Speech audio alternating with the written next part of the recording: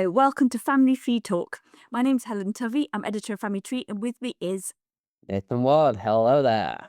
and we love talking about family history. And in particular, I'm really excited, Nathan, this week because our topic is how to get better at doing family history. And who doesn't want to do that? Sounds good to me. I definitely need that.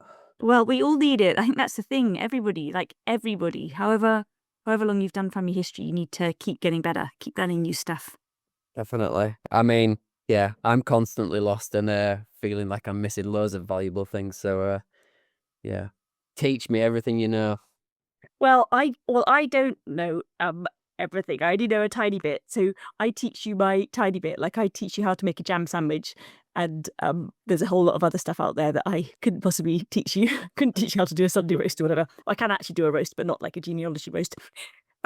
So I've been having to think about ways to get better at doing family history. And definitely something really struck me. So we did this publication, which is absolutely fantastic. It only came out very recently on DNA, and we asked lots of DNA experts for their views on how, what was good about DNA, what could they recommend. And one of the experts, Laura House, said education is absolutely just unbeatable. What you've got to do is educate yourself about DNA, and whether that's doing courses, reading books, whatever. And it made me think how important it is when we're doing our family history just to step away sometimes, away from those kind of search screens, and learn about stuff. So we can kind of dive back in again, and we've got a lot more knowledge under our belts. Yeah, I mean, I'm definitely guilty of this. I honestly bury my head in the sand as soon as the word DNA is mentioned. And I know obviously I joked about the Viking stuff, but now I'm into the actual doing the family tree stuff. Anytime you mention DNA, I secretly sort of grimace on the inside. Maybe not secretly, who knows? But yeah, I do. I need to know about it, though. I need to know what it is and how to use it. Because at the moment, it's just this elusive thing that you keep talking about and how useful it is for family trees. But I don't see that connection yet. All I see is something terrifying and new and different that I'm not using. And like, why do I need to use it? And I think that's probably what all of us feel like, because when you're trying to learn about something, you can feel overfaced. You don't know where to start, or there's so many things that you wish you could learn about, and you're trying to allocate our precious time. We're all super busy, aren't we? Yep. So this is like we're not very kind of not very sort of pluggish sort of podcast, but this is just too good not to plug. So if anybody wants to learn about DNA and they haven't bought a copy of our DNA Discoveries publication yet, then they really, really should. It's 100 pages and it's perfect for anybody. If they're thinking about taking a test, tick, it's perfect for you. If you've taken a test and you're waiting for your results to come back, or you've recently got your results back, tick, it's perfect for that. If you've got your results back and you've been looking through your match list and you're feeling a bit overwhelmed, tick, it's perfect for that.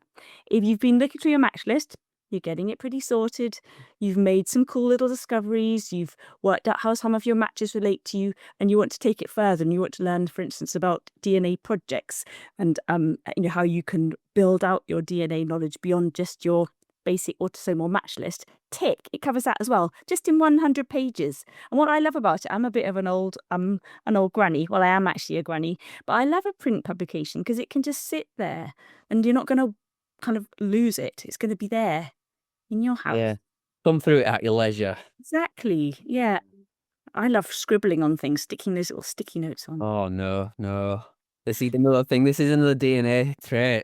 Do not bend spines on books. Do not kill corners. Do not write on things. I do it all. Do you know, apparently in the 1700s, then I only read this recently on somebody else's e-newsletter, and I'm really sorry, I can't remember whose it was. It's somebody who loves old books. But in the 1700s, then books were published with blank pages in them on purpose so you could write in the book. And I was like, that's my kind of book. Yeah, no, it still makes me shudder on the inside. Yeah. I like my books to be like on my shelf and look like nobody's touched them or read them. Pristine condition. My descendants they're gonna be fall into two camps, aren't they? So my descendants who are like you, they're literally going to wilt when they look inside my books because there'll be corners turned over, things scribbled all down the margins, things underlined, heavily underlined, marked in highlighter pen to rhyme my stupid head what I'm trying to remember. Yeah. And then there's going to be some of them are going to wilt and just think she's beyond the pale. how can she say she loves books when she treats them like this? And then I do love books. And then there's going to be others of them who'll be like, oh, wow, look at great granny. Look at her little notes in the olden days when they used to write in a pen. They'll be able to like follow a journey of your mind through your They books. will. Yeah, that's not an easy job, but yeah. So anyway, back to education. That book is really good. And then we at Family Tree, we do loads of courses, and it's a bit of a busy time. We are a bit frazzled and busy at the moment, aren't we, Nathan? But it's all for a good end. And we're putting together really cool courses. So, and these mentioned them the other week. They're all good things for you. So one of them is about DNA, but we won't mention that anymore for the minute.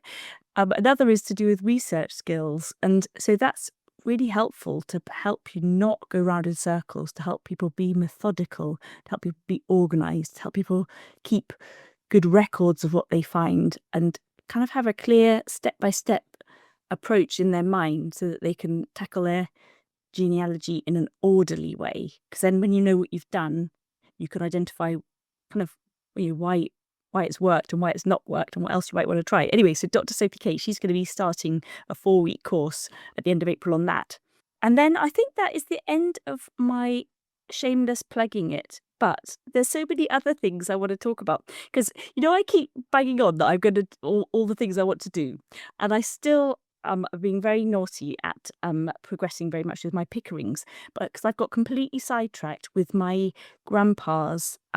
He was an air gunner in the Second World War, and because of VE Day, the 80th anniversary, all at this time of year coming round, the 80th anniversary of VE Day, I thought I'm going to really go through his logbook, and I've done it for my other grandpa because I got copies of his logbook. Anyway, my dad actually gave me my grandpa's logbook, and it's amazing. It's this little scruffy book. I can quickly show it to you, Nathan, and it's got mold on the cover, but I don't mind a bit of mold, it's okay. And it's got his name on it, and it says he's an air gunner and observer. And that was apparently a pretty dangerous job because you were very conspicuous in some of the planes, and people would try and take you out, obviously, because they didn't want you shooting at them and stuff like that.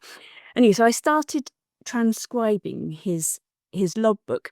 And I'm such a nerd. I love transcribing things, and I find it really calming. And you just read what you read and type it out. And I started transcribing his logbook, and I thought, what are you doing? Because some of it's typed. So I'm like, you're a really busy person. This is a really bad use of your time to type up something which is already typed. You should just take a digital picture of it, shove it in your family tree. Don't worry about it. And I'm going to grab it and read it out. On the first page that I was transcribing, it had the results of his gunnery school, and it said so that he went to B&G school, and it said he went to the place he went to. And so I went down. Where's the blooming first page?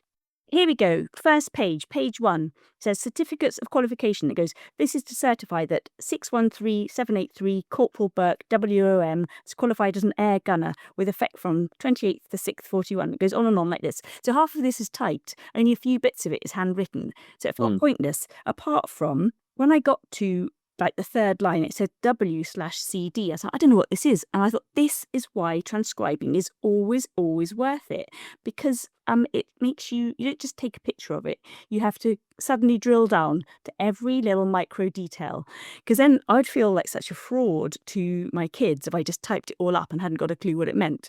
So straight away, my journey from hurtling around was in micro slow detail. As word by word, I had to keep stopping, Googling, working it out, and I just love this idea. So I had my Word document, had to go from being a 1-page Word document. I had to set a table in there with 3 columns. The first column has my transcription.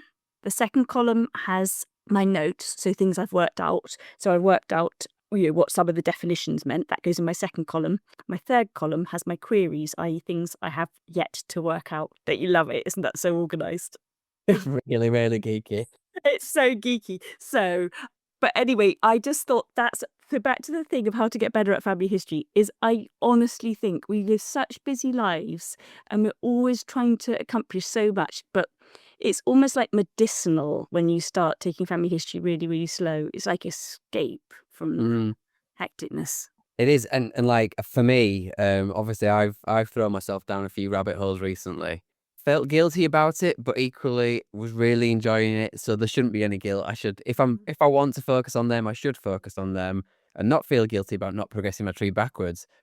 But this last week, I went back to my tree and I just saw massive names and like lots of details that weren't filled in. And I'm like, I need to go back and find all them and do all them. And then I equally started panicking. I was like, well, if I went down a rabbit hole just on one tangent, what happens if I do it on every single one? I'm never going to get anywhere. And then I felt like a rabbit in the headlights. It was just, there's so much to do and so much to take in. But it is like you say, it's just about slowing down and being like, this is fun. It's an enjoyable thing. Do the bits that you're enjoying, stay calm, and but it's hard. It's hard to, well, for me personally, it's hard to see that sometimes because I do, as I've mentioned before, I want the completionist feel. I want to get all these holes filled in. I wasn't expecting to find stories and learn about the people. I was just expecting birth, death, marriage dates. Tick, you're done.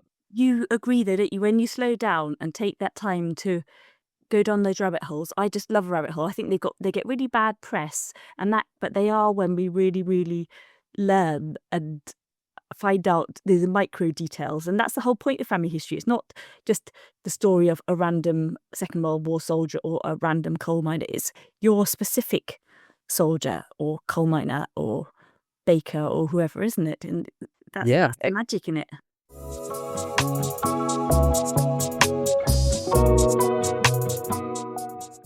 I think we've mentioned a few ways. So definitely we're talking about how to get better at family history.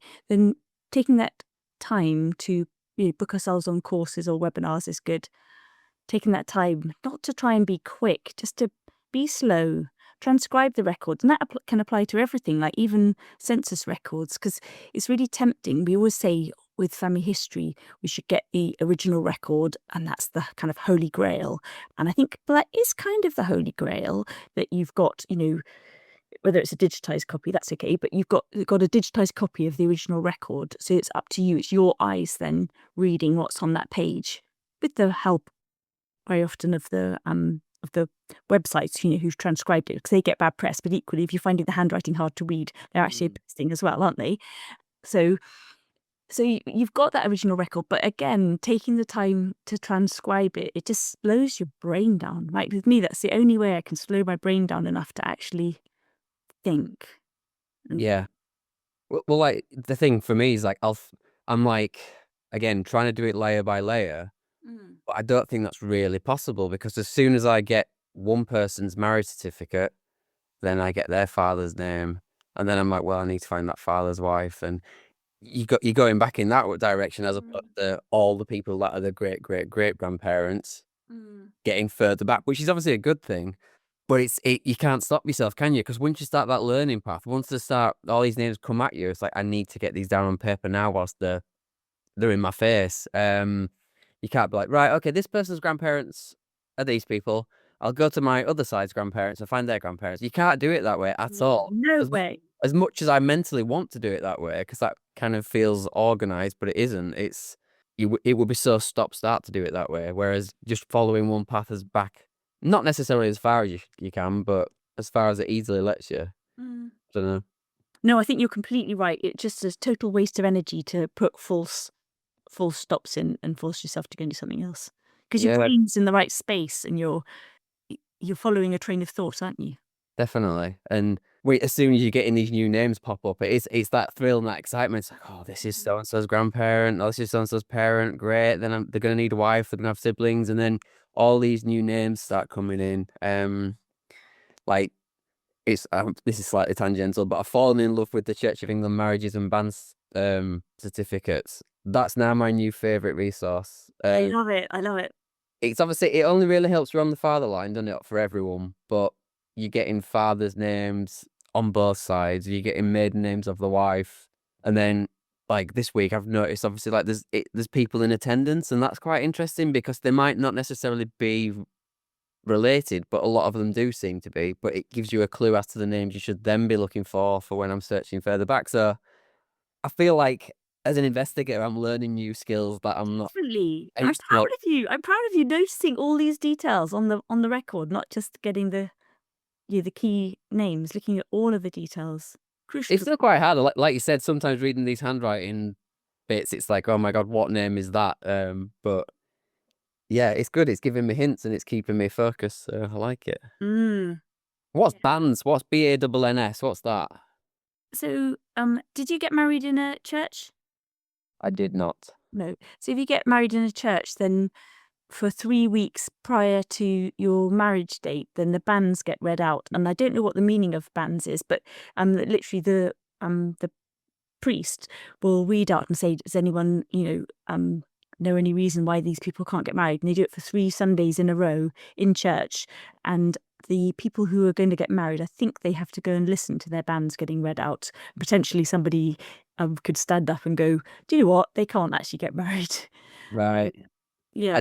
I do remember seeing that. Like, I don't know which document that was, but it had like the marriage recorded, but then it had dates like Yeah. prior. So yeah, now that makes sense. Cool. And I mean, very occasionally you do need to watch out. Just because the bans have been read, then it doesn't necessarily mean that a marriage followed, because for instance, someone could object, or it's very rare circumstances, somebody could die. So normally it is going to be followed by a marriage shortly afterwards, but it's to kind of dot the I's or whatever. You need to make sure that marriage Yeah. definitely did happen. Yeah. But I love that document. It's awesome. I love the fact you're getting favourite family history records as well. It's good. I'm It's becoming good. a geek. Yeah. Yeah. It just seems like a quick hit. Like, obviously, like I said, I've been doing my rabbit holes, getting lost in them, and I've neglected trying to progress the tree back anywhere. And I opened my Excel document up, and it gave me the fear. I was like, oh my God, that's a lot of information. These are a lot of people.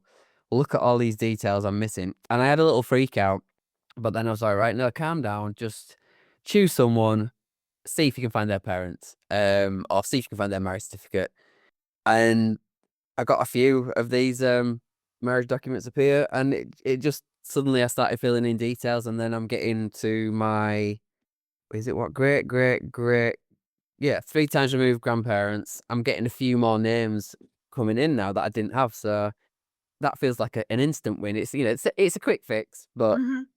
it's got me doing something positive and productive as opposed to just staring at all these gaps I've got and thinking, oh my God, how am I going to find that?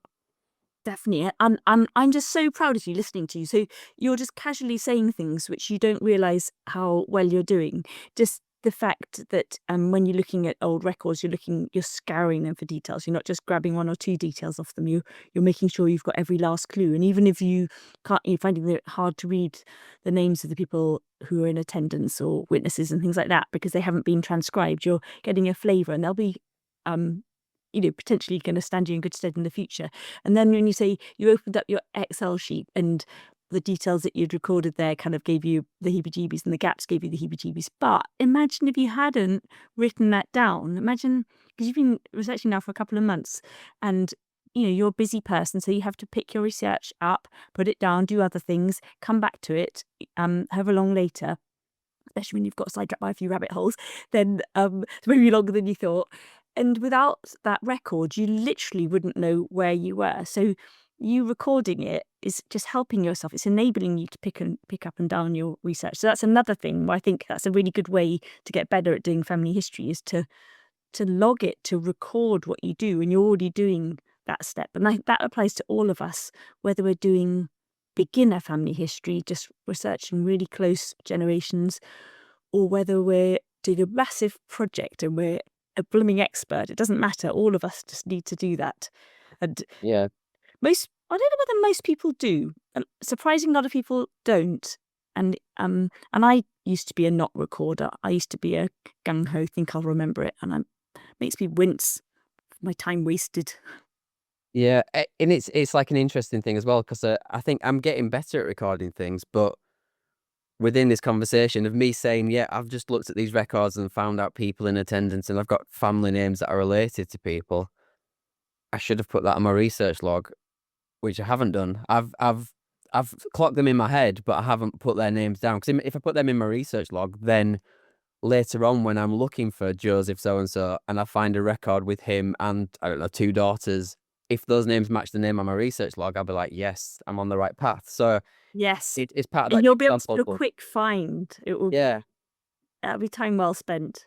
And probably, I don't know how many records you've looked at, but you'll probably find if you have half an hour this evening, you can go through the records you found, those marriage records you found, have a look for any relations, or they might not be relations, but people in attendance or whatever.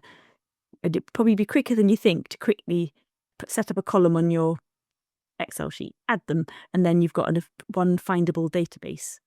Yeah, that sounds like a good idea. Yeah. And it won't be as long as you think. And it's always better to do it before you get too much of a backlog of anything, because tackling a backlog is daunting, a bit depressing.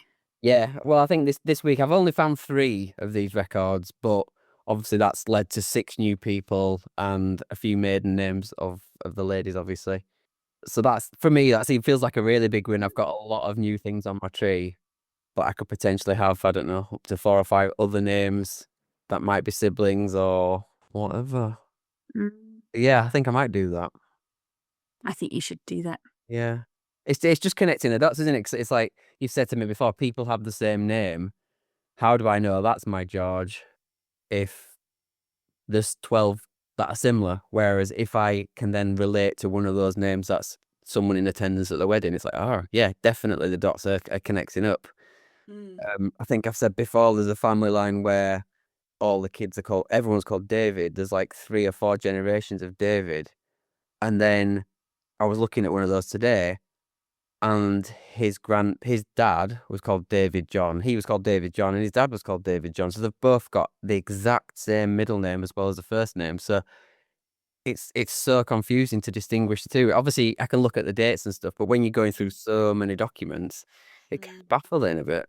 Are you copying down? So when you find these documents, are you copying them down to your device or computer or whatever? I haven't been saving the documents themselves, no. I link them to my ancestry when I know that I think they're right, Yeah. but I haven't saved them anywhere. Yeah. So sorry, I always feel bad giving you more jobs, but it's really good if you do actually copy them down to your computer or to the cloud or wherever. So you've got your own record, because while you're paying for a membership, you've got access to those documents. But let's say you decided you wanted to put your account on a pause to save a bit of money or whatever, which is perfectly reasonable to do that. Then you'll find you'll be able to view your tree, but any of those documents you attached, they'll all be fuzzed out and you won't be able to read them. So that would be deeply frustrating. Whereas if you save a copy down to your computer, then you can look at them forever. You've got your copy for you. So I'd really recommend you do that. And then when you file name them, because I have a problem with some people, some of the dads and sons or mothers and daughters, that's normally dads and sons, they've got too many similar names happening. And so I'll put B1828, B1860, like for born, in their file names, so I know which one I'm talking about, so I can, otherwise you just don't know. No. Well, my instant thought, as soon as you said saving the files down, I was like, oh my God, this is going to end up like lots of subfolders that actually end up looking like a family tree, because you're going to have one big folder, that's the start folder, and then the branching out. And yeah, it sounds like another organizational task, but I appreciate what you're saying. It's definitely a good idea to have them at hand. Yes. So some people do that, and there's lots of different ways you can organize it. This is getting a bit off topic, but it is a really important topic. So you can have a folder, say, for each grandparental line. So you'd have 4 folders and put everything in there. Some people would organize it by surname, so they'll have all the records for a particular surname within there. I don't. I just have one massive folder. Well, I have a few massive folders. I have a massive folder called My Family History. In there, I have documents, and all my documents go in there. And I have another one called Photos. All my photos go in there. So in my head, like documents, a photo of a census would go in documents, whereas a photo of my granny and her dog will go in photos. So the photos are literally just people. But then the digital copies of historic records go in documents. And I just put them in one massive folder. And the reason why is everybody is part of a network, and it does my head in trying to split out. So you got a census record, and you want to have let's say it's got your great granny and your great grandpa on there, and do you want to put that in your great granny's line, or do you want to put it in your great grandpa's line? And you have to continuously have all these decisions about how you're going to divvy everything up. And it's also data storage, isn't it? Because you're duplicating up the number of digital copies you've got. So I have one massive folder, one copy of each record, so that I don't get in a muddle. And then I have a really particular fussy file name You surprised about that? That I have a really super OCD file naming system. And so I put the surname first. Some people like to do the type of records, they might put census first, but I like to put the surname first. Then I put the first name, so and I put the head of the household, and then I will say what it is, and I'll say which website I got it from. So I might say, for instance, Hallis, George Henry, 1891 census, and a couple of ANC for ancestry, or FMP from my past, SP, Scotland's people. And I don't tend to put a massive long folio number and things like that in it. Probably would have been really good practice to do that, but I don't do that. I find this is enough information for me. It's like a balance between having enough information, not getting in a muddle, and on the record it has the information, so I don't need to include it there. Yeah. Yeah, it sounds like a lot already. It's simple. It's really simple. Okay, I'll take your word for it. I'll give that a go at some point. You don't have to do it, but I would say for even if you just do it on a from now on basis, just when it says in the corner where it says save, and you save it to your computer, then save it to your computer.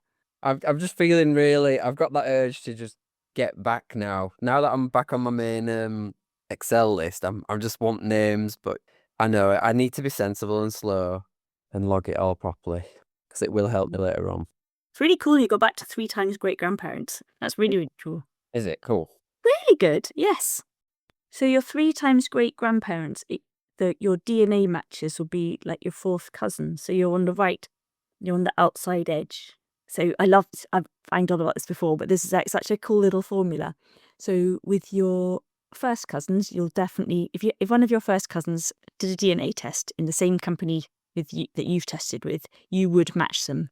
Same goes with your second cousins. If one of them did a DNA match, so your second cousins is the descendants, you share great-grandparents, you share a pair of great-grandparents, yeah?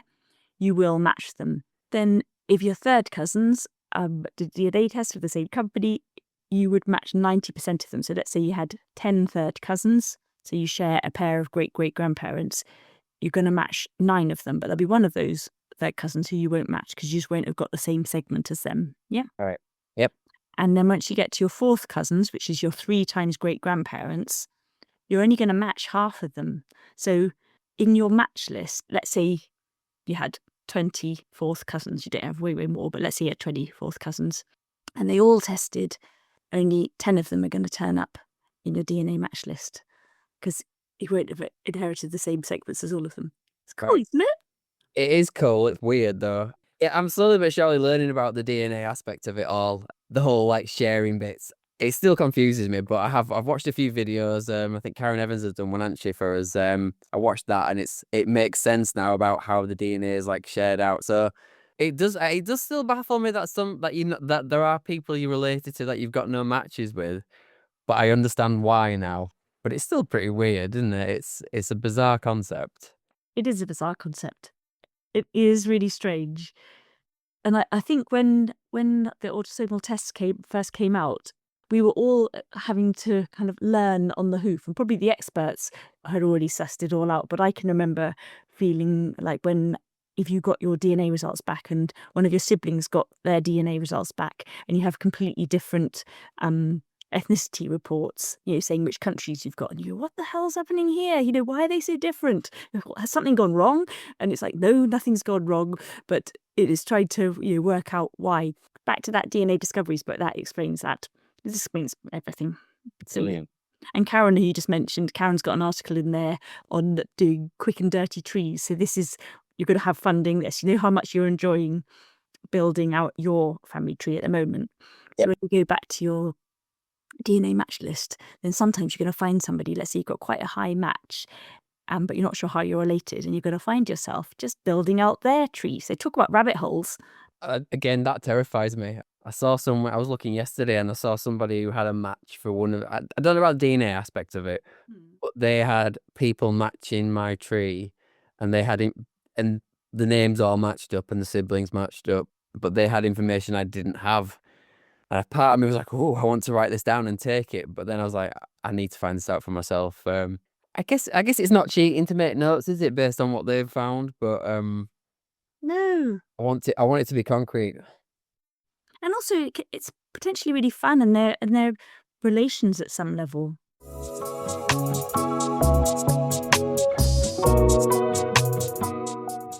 And then, so out of the things you found so far, we've got quite a big kind of push on writing family history at the moment. So we've got some talks through the year by Julie Johnson on encouraging people to write up their family history. We've got some other things which are in the pipeline at the moment to do with encouraging people to just reflect on their own lives and write them up more. I don't want to say anything at the moment, but it's exciting because that's the whole point of it. When you're doing your family history, you kind of end up learning about your family, you learn about you as well, don't you? And just what interests you for a start, even at the most meager level of learning about yourself. So have you been tempted to, or do you think you might get tempted to write up anything you found, like write it down like a few paragraphs, or? I'm not sure. It's interesting because, like, what you said the other week about these people that I was researching that maybe people have forgotten about. I like that idea that, yeah, I haven't rescued them, but the idea is I've remembered them, so they've been remembered. So I do feel it does need putting down on paper somewhere, so it's noted. I'm obviously particularly thinking about the Tank Man, and then I feel like there is a story with this young daughter as well, and I don't know where I would put it. I think that's my question mark. Where would I write this information down? Am I just creating like a Word document storybook, or I don't know? So yeah, there's a few different things you could do, and I think this writing up our research, whether you write it up as a kind of creator story or whether you write it up as a factual, this happened, that happened, that, it's all useful. It all makes it much more digestible for us when we come back to our research in the future. Much more fun to read a few paragraphs rather than trying to piece it all together again. And I think it does help us get better at family history, because when you write it down, then you realise you've still got some gaps in the story that you need to fill out. And so it's kind of a really good idea, not something that I have done. I've occasionally write things up like this, but it makes you spot what you don't know while you're in the midst of doing that bit of research. And so it's so much easier, like when you're saying with sticking with a train of thought, to write it up. So back to where you could write it up, you could put it in a Word document. You could even put it in your ancestry tree. When it says the life story bit, you can write a couple of paragraphs in there, which is probably the quickest and easiest way to do it, and to save you any brain headache of you thinking, where am I going to put these Word documents? Oh no, I've lost the Word documents. You're saving your brain, really, aren't you? So Yeah. I would say for the minute, just put them in the life story bit for the person. Click on their profile, click on their life story bit, and write it in there. And then, because I'm neurotic, I'd write it in there and then copy and paste it and email it to myself as a backup. It's just so annoying. I've lost so much work over the years. If I don't back it up and I lose it. Yeah. I think it's quite interesting for me because, again, I was just looking for facts and figures and dates. I'd never expected myself to get drawn into the story aspect of it. And that's not even like the bigger stories, like, again, Tank Man or people dying, etc., for whatever ways. It's even like where they got married or where they lived. I didn't think I actually cared about that. Then again, looking at these marriage certificates, loads of them are still happening. I'm like, 200 years back, am I? Yeah, 200 years back, and they're still getting married in the same church. Brilliant. And I love it. I really love that fact. So I'm like, I need to make a note of this because I want to know who got married in this church and like how many of my relatives did. And it's just a cool little fact to add, isn't it? And It's really cool. So there are other things that you could do. So you could write that up as a Word document and save it in, say, OneDrive or whatever, any cloud storage thing. And then in the relevant people's, let's say you've written up about this church, and it could go, our ancestors on this line and this line, saying the surnames, have got married in this parish church. The earliest date so far that I found is whatever it is, 1820.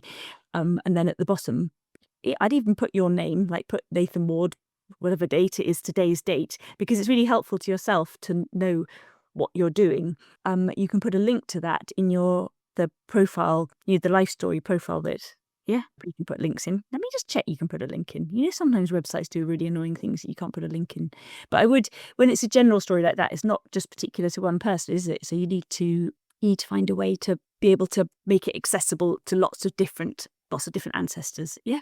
so yeah, it's I just like the fact that it sort of adds a bit of texture and Yeah. to all of the story, and it suddenly puts much more meaning in that particular church for me personally. And it's like, oh, was it somewhere to go visit and think, yeah, Mm, all these mm. people were here. It's also weird. It's when you think you're talking about writing yourself up. Like I think of myself in a certain way, and I look at things in a certain way, and I want to be meticulous and factual. And now I'm getting caught up in the romantic stories of whatever they are, whether they're sad or happy stories. Yeah, I think the stories they're the bit which are going to interest other people. And there are lots other more not more, well, I guess they are the next level things that you can do. So, for instance, you could take out an account with Storied, and on there, then you can just upload photos. Or upload it's normally like one photo and a story. You can write it as an AI assistant who can help you write your family story. You could do it. My Heritage have got a lovely new product where you sign up for it, you pay for the year, and then they email you a prompt once a week to encourage you to write.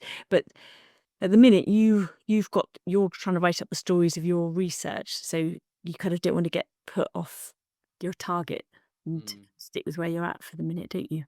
Yeah. This is slightly tangential, but maybe kind of related, and I can't remember if I've said this before. Mm, But I've got photographs of some of my ancestors mm. that I don't think are on Ancestry. I was going to put them on to obviously flesh out my tree and show pictures just to make it look more interesting for me. But will that prompt more people to maybe look at my tree if I do that? If you add pictures, I'm just in my head. I was like, right, I'm doing this thing. I want to make sure my facts are correct. But then obviously there's going to be crossover with lots of other people's trees, and they might have all these facts and figures and details. But then say, I don't know, I've got a picture of Clara Lupton, so I upload that picture, and all these people I've got her on their tree suddenly be like, I don't have this picture of Clara Lupton, and suddenly I become a bit more exposed to them, so they start looking at my tree, and then it suddenly creates a bit more interaction that maybe I'm not ready with for other humans. yes, I think that would happen because what would happen is that Clara Lupton will get served up to people. Other people will get a hint about Clara Lupton that there's this photo, and so then they'll go and find her.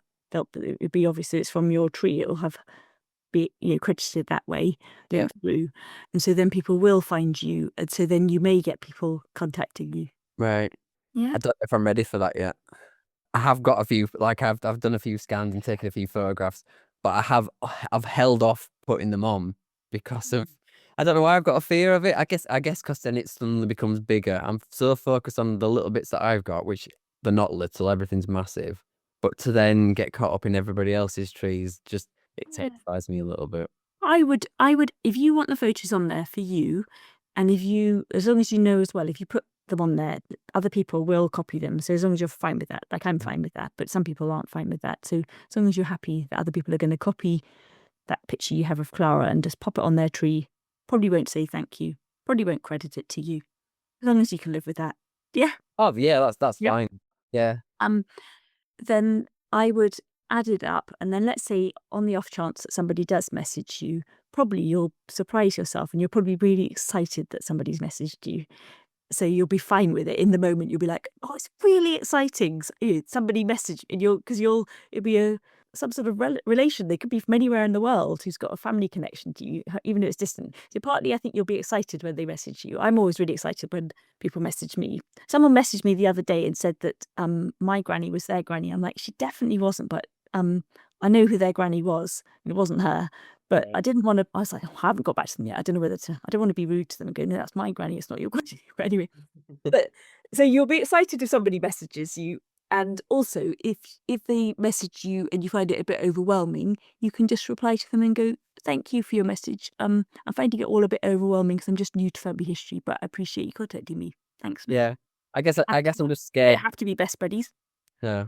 I guess I'm just scared that it's going to highlight my shortcomings and lack of skill.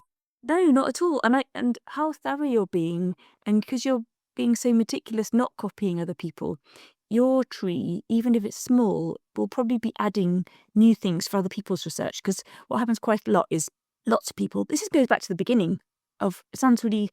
I never like snobby, but because family history is really accessible online, lots of people dive into family history and don't have any family history education, and that's fine in lots of ways. But it means that lots of people are doing their family history, they're not keeping a research log. They're not double checking all their facts and figures. They're going on there. They're seeing the hints. They're following the hints. They're copying other people's trees, and they're like, wicked, I've got a massive tree now in just like one afternoon.